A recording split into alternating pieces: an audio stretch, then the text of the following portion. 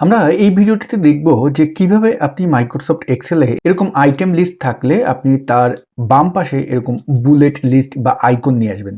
যেমন দেখুন, আমি যদি এখানে আসি, এটা এই টাইপের লিস্ট আছে, তারপর এখানে যদি আসি এই টাইপের বুলেট লিস্ট আছে এবং এটা কিন্তু ডাইনামিক ওয়েতে কাজ করবে। দেখুন, আমি এখানে যদি এটা ডিলিট করে দিই, আমার কিন্তু এখন নেই। জাস্ট আমি এখানে যাব, এখন যদি আমি কোনো প্রোডাক্ট লিখি, দেখুন অটোমেটিক চলে আসতেছে। আপনি এখন যেটাই লিখবেন অটোমেটিক কিন্তু চলে আসবে। দেখুন, তো এইটা আমরা মাইক্রোসফট এক্সেলে কিভাবে করব। তো ডিয়ার ভিউয়ার্স, আমরা ভিডিওর মূল টপিকে যাব। ভিডিওর মূল টপিকে যাওয়ার আগে আপনাদের কাছে রিকোয়েস্ট, আপনি যদি এই ভিডিওটি ইউটিউব চ্যানেলে দেখে থাকেন প্লিজ চ্যানেলটি সাবস্ক্রাইব করবেন, আর যদি ফেসবুক পেজে দেখে থাকেন পেজটি ফলো করবেন। তা চলুন আমরা ভিডিওর মূল টপিকে চলে যাই। ওকে, তো প্রথমে যে কাজটি করবেন, যে রেঞ্জে আপনি এই কন্ডিশনটি অ্যাপ্লাই করতে চাচ্ছেন সেই রেঞ্জটি সিলেক্ট করবেন এবং কিবোর্ড থেকে Ctrl+1 বাটনে চাপ দিবেন। যখন এই ডায়লগ বক্সটি আসবে, এখান থেকে আমরা নিচে কাস্টমে যাব। কাস্টমে গিয়ে এই যে টাইপ আছে, টাইপের এখানে যে জেনারেল লেখাটি আছে এটা মুছে ফেলুন।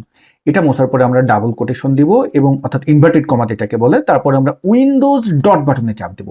উইন্ডোজ ডট বাটনে চাপ দিলে এই যে ইমোজি আইকন আছে, এই ইমোজি আইকন থেকে আপনার যে পছন্দের ইমোজিটি বা আপনি যে লিস্টটি নিতে চাচ্ছেন সেটা চুজ করে এখান থেকে সিলেক্ট করে নেবেন।